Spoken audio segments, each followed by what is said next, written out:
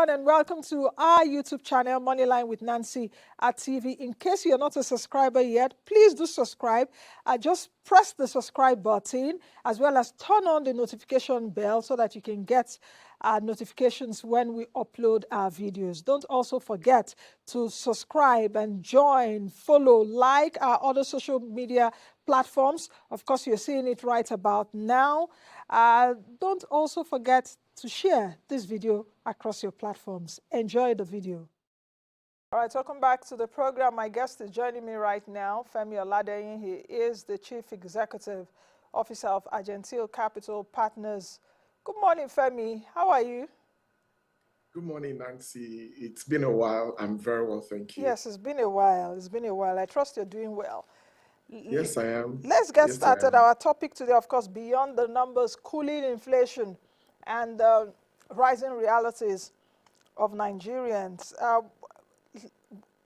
What do you make about this topic? You know, the way I've constructed it this morning, what do you make about the topic? And looking at the report that we even had earlier from CC, it was as if, you know, those experts at the event, I was just echoing what I'm thinking around this conversation today. For you as an average Nigerian, how can you, what's your connection between what the MBS is saying and how you also live your daily life? So Nancy, interestingly, you know, the last time I was on your show, we were talking about inflation, and this was probably about either August or July last year. No, sorry, I think that was probably earlier in the year when the rebasing happened. And what I said was that, look, in the first place, when you do a rebasing, of course, it's a reset of the base year, and it means that usually inflation numbers are likely to change dramatically from what your historical reporting was. In a hyperinflation environment like Nigeria, then those numbers could be significantly distorted. So if you compare what we are seeing today at 21%, 21.45 thereabout, baseline inflation, the truth is that if you asked the average Nigerian by what multiples price increases have happened in their lives over the last 48 months, there would be nothing close to the cumulative numbers that the NBS has been providing. And that number is significantly higher. Let me give you a very practical example. This morning, a friend of mine asked for plantain chips, the buns and the packs, right? And my driver's gone to buy it, and he's called me to tell me that one pack of those plantain chips is now 6,500 naira. Now let me give you a bit of perspective. About 3 years ago, in 2012, early 2003, that same pack of plantain chips was 600, 700 naira.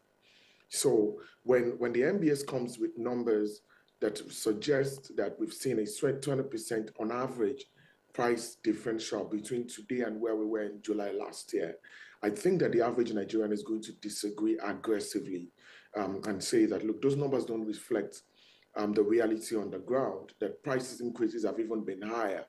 And I think that's where the narrative requires some level of credibility.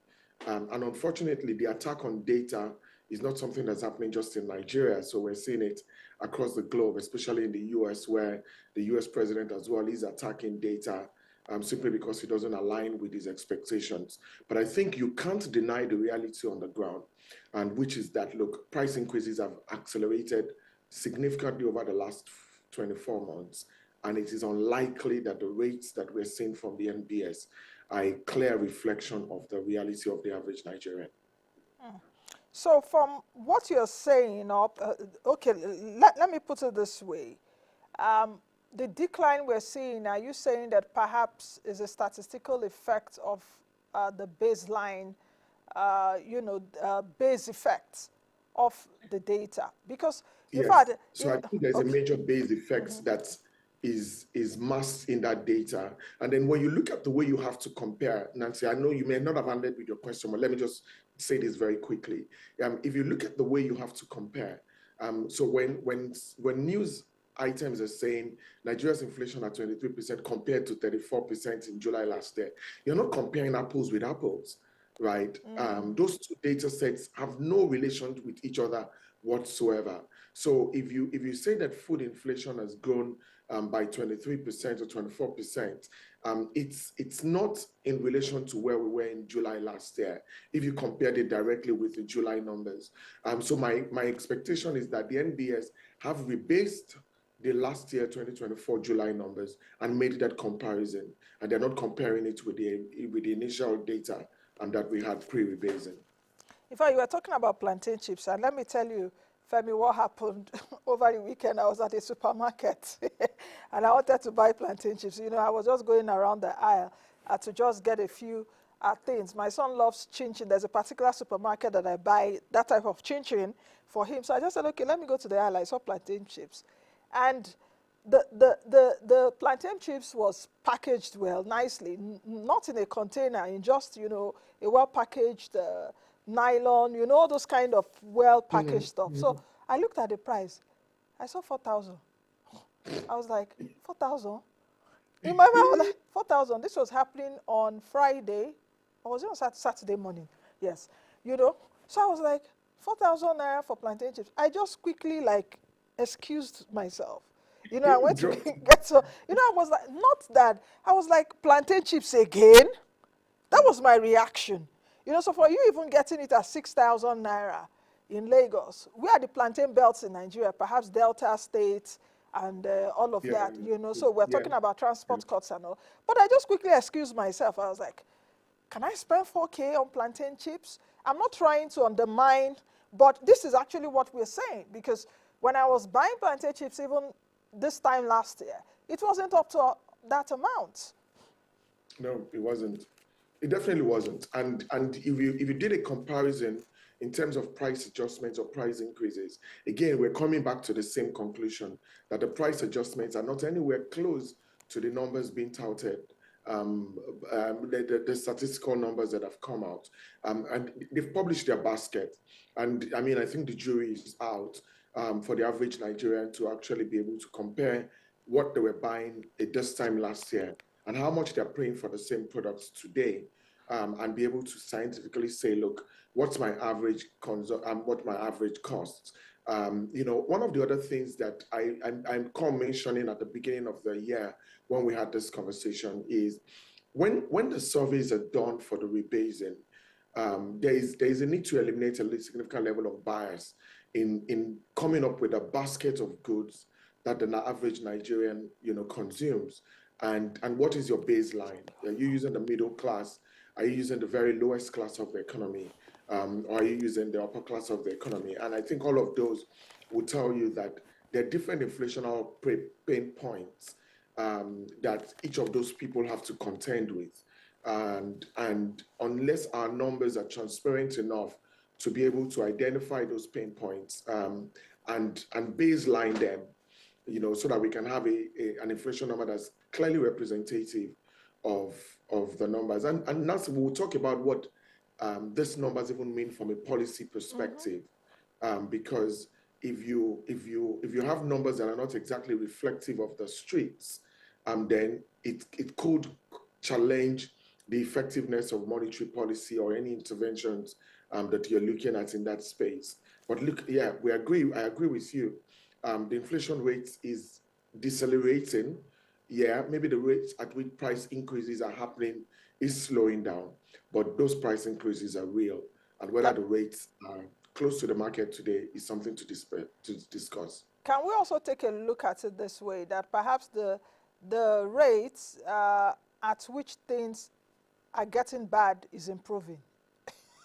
is that So do basically you that's what it understand what means. I'm saying? Yes, Yes, because yes, yes. sometimes it's That's what it lost means. in, we are lost in all this esoteric, Esoteric yes, English, definitions and technical, and descriptions. all of that. Yeah. Things are getting bad, or things are bad, but But it's just getting bad but slower. it's slower, it's improving.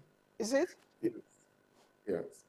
You know, I mean, and look, and you know, it's interesting that when you were talking about the initial narrative that you had coming into the show, I just kept thinking to myself that at what point do we as a country, you know, turn the corner on these inflation numbers, right?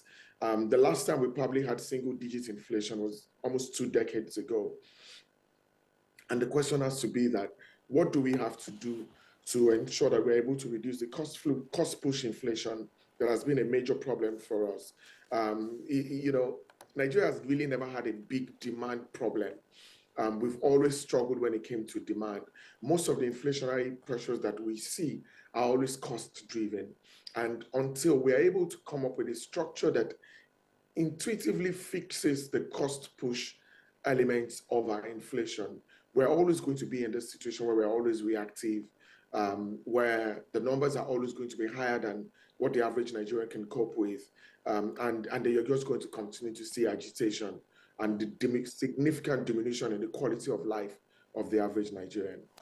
So how should Nigerians, investors, interpret this data coming in from the MBS? Because they are showing us that it's a trend, So how should we now, interpret this data, and how does this affect comparability in terms of, let me put it this way, how should they interpret the data, structural versus optical improvement in inflation? Because what we are seeing is like, the government would even disagree that we are seeing an optical improvement, because was it on Friday or was it on Thursday last week?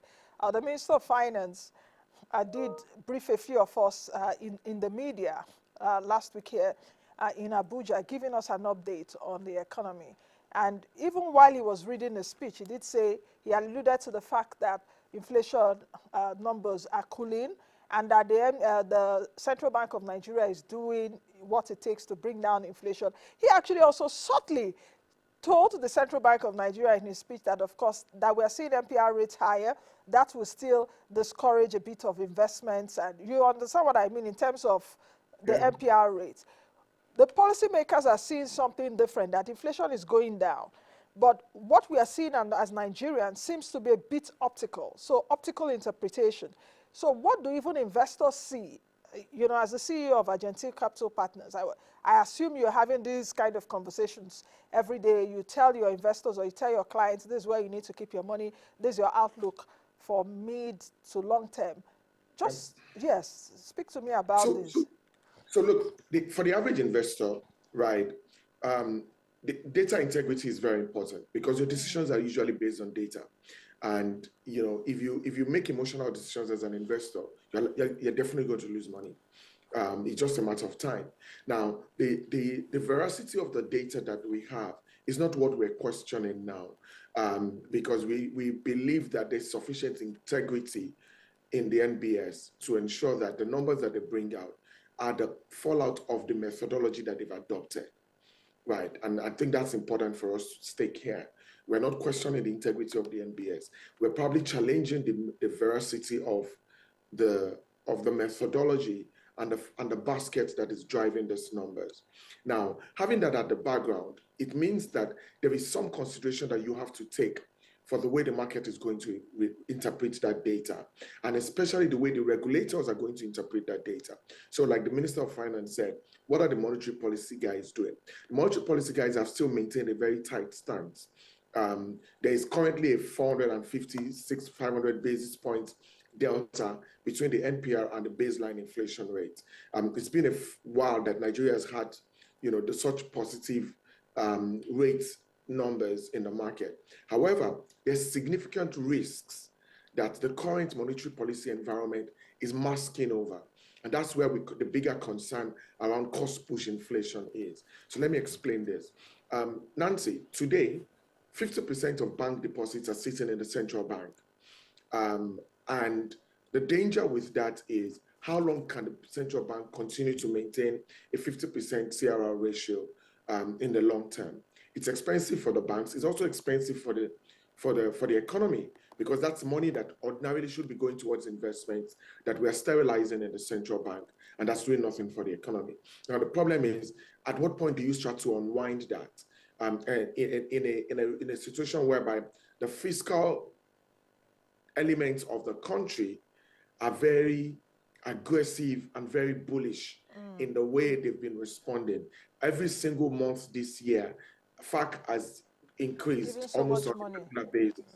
Yes, and the money is literally just flowing to the states, who have run out of ideas on how to improve the lives of their people, and they're just making grandiose statements and starting highfalutin projects just to make sure that they have a way of siphoning cash into their private pockets. So you see, that element is a bigger risk when you look at it from an investor's perspective, that if inflation, for example, gets to, let's say 17%, or let's say 12%, or 15% over the next 6 to 8 months, or 6 to 12 months, what does the MPC do?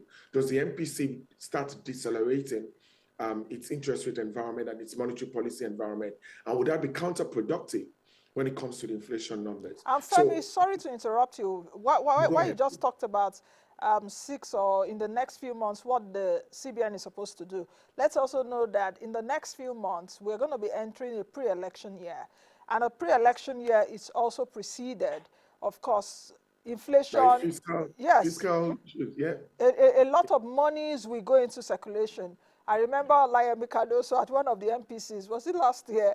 Also, it was literally saying that we see Naira depreciating anytime FAC. Every time they spark. Yes, I was sitting there, I was like, oh, the CBN governor is I crying. remember that day. Yeah, I think we exactly. were on the show as well after that day. You You know, know, exactly. So if you're going to be seeing a pre-election year in the next few months, in fact, it has even started. The politicians have started. They were just by elections, and someone was caught over the weekend, I think, with 25 million naira in cash. So you can imagine that will get to a million-fold during pre-elections, and our authorities are not even, INEC on one side, their laws are even on campaign finance. Nobody is even attending to that. So putting all of this into perspective, do you think that this cooling inflation or this deceleration in inflation numbers that we're seeing will just be from now till the end of the year? And let me also say, let me put this caveat. From our meeting with the finance minister last Thursday, he was asked a question around inflation and what the president's target is. Remember that the president said earlier this year, was it late last year, that his target is around 15% inflation rate for this year. We are 21% now. The Minister of Finance said something very interesting. I was just looking at him last Thursday. He was saying, okay, that this thing is cooling down. Hopefully, let's see by the end of this year where inflation rates will be. So for the fiscal authorities, they are looking at 15% inflation rate, however it will be. And perhaps that's why the MBS is on this route. So how do you put all of this into perspective? And let me also add this for you there. They are saying inflation is coming down. Where will the real impacts really be felt for households? Because even if inflation is at 21% as it is right now, we should see some kind of, relief a bit. Though I know that core inflation is still sticky, which I'll come back to a bit. Femi, my interview is getting a little bit more technical, but but let's see how we can. Yes. we can I bring it hope all I'm not together. bombarding you with questions. No, it's fine. And it's, these are poignant questions. And these are questions that, CEOs are looking in themselves in the boardrooms every day, asking themselves those questions. Parents and husbands and wives are sitting in their rooms, unable to sleep at night, asking themselves the same questions. How do you respond to this future that is being painted towards you? Okay, so first, let's go back to the beginning. At the beginning of the year, they set a 15% benchmark. Now, it appears that 15% benchmark was set with them having their eyes on the rebased numbers, because if we were running at 34% in January, right, and they were expecting to hit 15% at the end of the year, I kept saying, that's impossible. The deceleration in growth that you will need to see to have a halving of inflation numbers is almost impossible to achieve. So it's obvious that they had a one-chart cheat ahead of us, which was to understand that there was going to be a rebasing, and that rebasing was going to shave up 1,000 basis points of inflation base rate. And then we started to see a deceleration, which is positive. Now, how does the average Nigerian feel that in their pockets? It doesn't mean that they're paying more. They're paying less for the goods that they bought the same time last year. It just means that the rate at which the prices are changing is reducing slightly, ever so slightly. So for the average Nigerian, they wouldn't be feeling it in their pockets today. The lack of cash that they're experiencing and the poor value of their income is still their reality today. However, how does that change? what happens is that if the government continues to remain responsible on the fiscal side, and I'm not saying that they are, but if they try to be responsible on the fiscal side and in balance with what the monetary policy instruments that the central bank has in its arsenal, right? Anything to go back, then there is the possibility that we'll probably hit around 19% in December, thereabout, if this deceleration continues. However, there are some very obvious risks to that number. The first obvious risk is what happens in Russia and Ukraine over the next couple of days. If we see a deceleration in the Russia-Ukraine crisis, then that's positive for inflation because we'll see oil prices probably stand slightly lower and the energy component of our inflation, becomes less sticky. However, we have a bigger problem, and that bigger problem is reflective in the numbers. This is July. July is usually the beginning of harvest months. And over the next few months, we're supposed to be seeing a significant deceleration in food inflation. But the alternative is the case where food inflation remains sticky. And we know why that is happening. The food belt is still racked by an intractable security crisis where farmers are unable to go to their markets. And that means that production is still below sustainable levels. And add that to the fact that there's a very inefficient distribution system again for the food belt. And as such, price equalization across the country is almost impossible. Now, if you put all of those together, it tells you that there's a very difficult job that the central bank has to do, which is to balance this obvious risk that it has no control over. And that's one of the things I've always said on your show, Nancy, is that the central bank, using its monetary policy tools in targeting inflation, is almost playing a losing game because Nigeria's inflation is not a demand pull. It's not a demand for pull. So what would you rather them do? What would you rather them do? Because that is their job. So they won't meet 6 times in a year in their MPC meetings, seemingly not doing nothing. That means as taxpayers, we're not getting we're not getting. So the biggest beneficiary of their moves has been the exchange rate. Exchange rate. So that's where we've seen the benefit. Even the exchange rate at 1,005 something, I still have an issue with that, which I've raised with them. That's our reality today. Yes, which I've raised with them too. I want to say a naira that is higher than that. But that's what I was saying to you about, and the last time, about the real inflation numbers. Everyone knows that currencies generally, over the long term, they track inflation, right? And if the inflation differential between us and the US is today, based on this data we have, about 1,800 basis points, that means that the naira should devalue by about 18%, plus or minus, right? But if you compare the naira's performance over the last 2 years or 3 years, even at the parallel markets, to where we are today, we've seen 100% move from 700 naira thereabout to 1,500 in the exchange rate. That tells you that the real inflation Nigeria has had over the last 2 years, from July till today, July 2023 till today, is closer to 100% in cumulative terms than the 50+% that the NBS is giving us. So, and that's where I say that monetary policy is in detachment with the data, right? Because monetary policy is responding to the implied inflation that's coming from the data. But the real inflation we're saying is much higher than what monetary policy is responding to. So even then, the monetary policy response is muted because you're not affecting the biggest drivers of the inflationary trend. And that's why you will remember that Cardoso would always talk about the fiscal end of it, that I can do all this work, but if the fiscal guys are not tightening their belts, then we're still going to continue to have this cost push inflation that I can't really control because the elements of controlling it are not in my purview. And so it's a losing battle. Right now, high interest rates is stifling investment dramatically.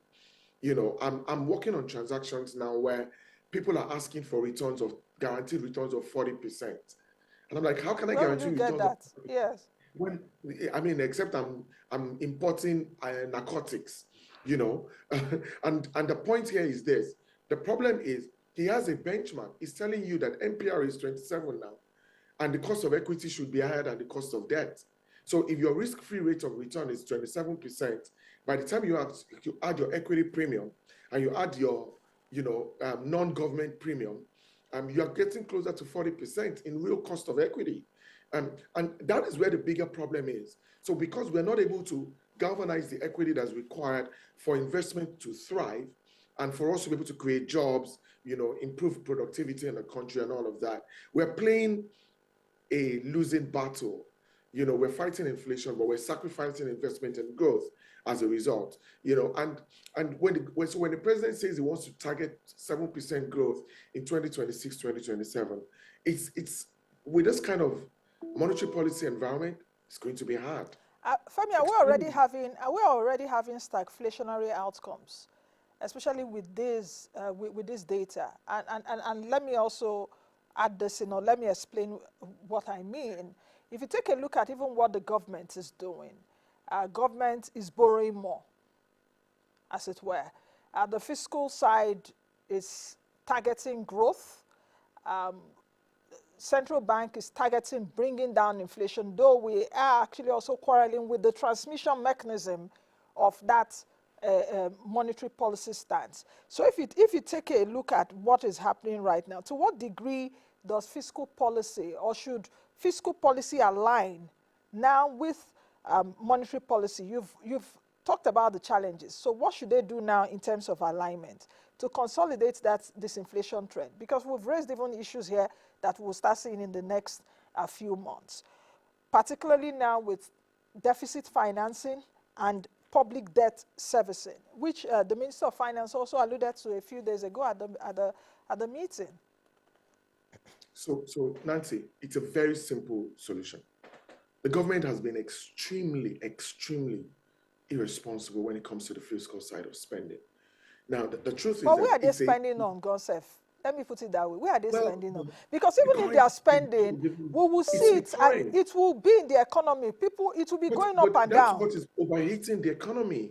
That's the problem. But it's not Nancy, getting to us. Productivity, yeah, but the problem is that, Nancy, even if it got to you, the reality is that the price increases would immediately suck up whatever additional cash that you have.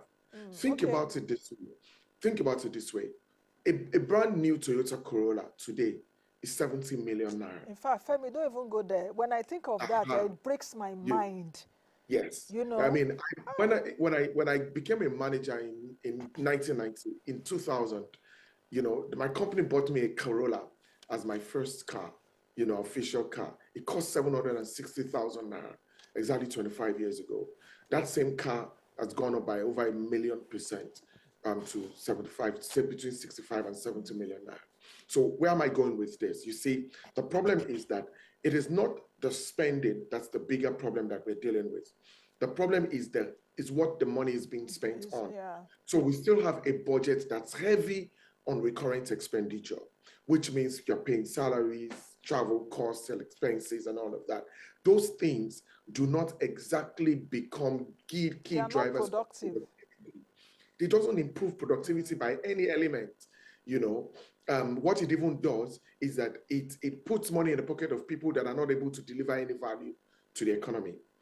Now, what ordinarily should be happening is that we should be having a freeze on recurrent expenditure, and the government becomes more efficient in getting value for its capital expenditure. So which means that we improve their productivity across the country, make it easier for goods to travel from Benue to Lagos, from Benue to Port Harcourt, make it easier for human beings to travel from Lagos to Abuja without having to spend 300,000 naira on a ticket, and make it more efficient for the power industry to recover its costs, make it more efficient for government to actually get value for its investment. So you see, until we do all of that holistically, we are always going to be papering over the cracks. We're literally treating cancer with Panadol and Alabuco. No, the patient is going to die. This is now a country that requires very strong leadership. And in fairness to the president, he's been a very strong leader. But I think that the politics around, the decisions being made and his ability to try and balance the difficult decisions with the critical stakeholders who have their own objectives and their own agendas. It's something that he has to be able to balance in a very intricate way.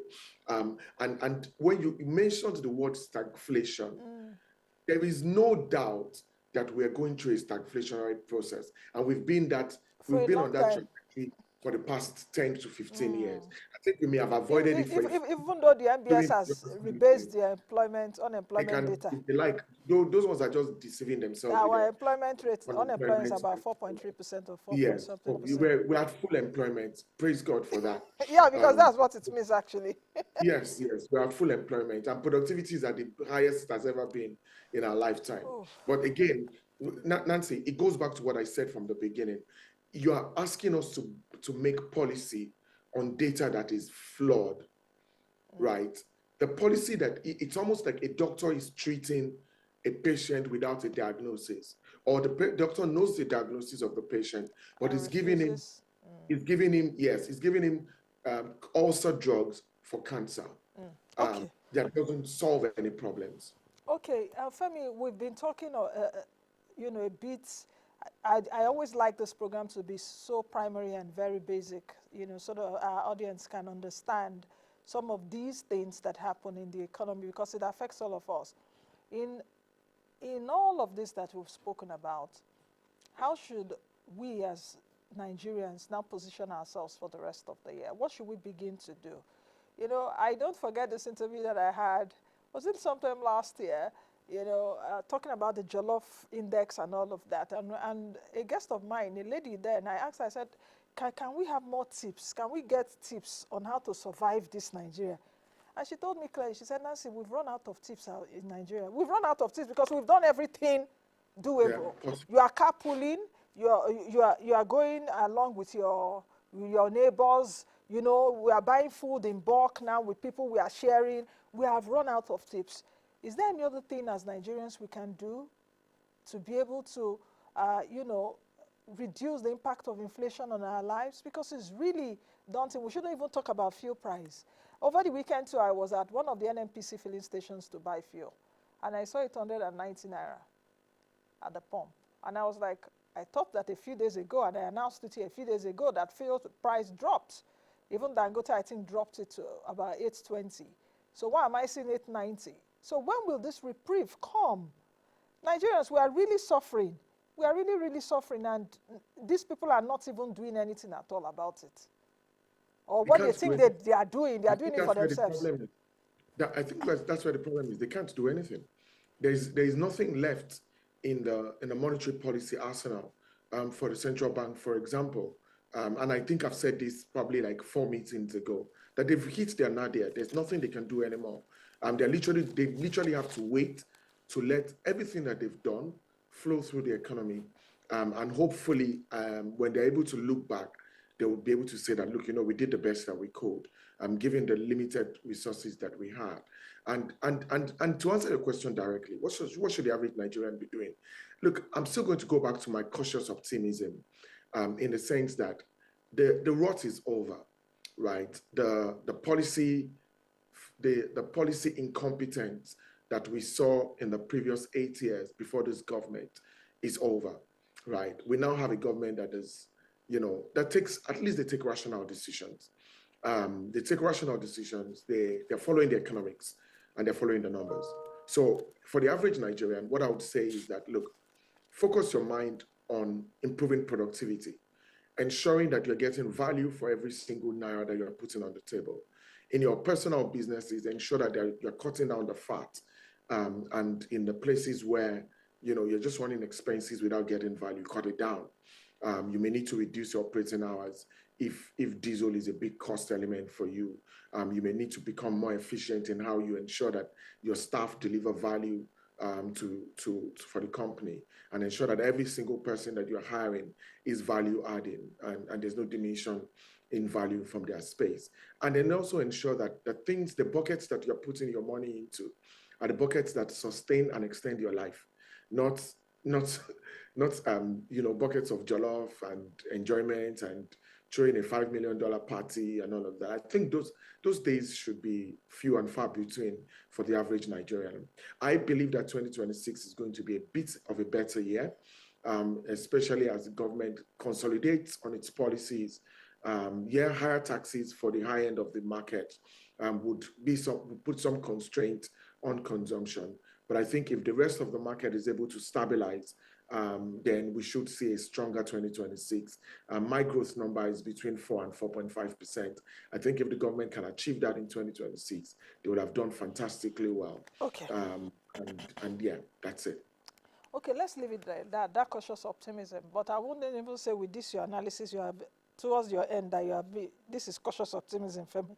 But God willing, we'll be here. I will come back, to talk about it. Thank you very much, Femi, for joining us this morning. Always a pleasure. Yes, likewise. Always a pleasure. All right, I've been speaking with Femi Oladehin, the Chief Executive Officer at Argentil Capital Partners, and we've been looking at the numbers coming in, cooling inflation as we're told, and the lived realities, the daily realities that we're facing as Nigerians. Thank you for your company as always. Please join me again, same time on this station tomorrow, God willing. I am Nancy Naji. Be the best you can be and be the change that you want to see. Bye for now. Thank you for making it up to this minute watching the video. Thank you all. Don't forget to subscribe to our YouTube channel, Moneyline with Nancy TV. Follow all our other social media platforms where we keep you up to speed with fantastic interviews, as well as markets, personal finance, business, and economy information. This is the best place to be. I'll see you all again in the next video.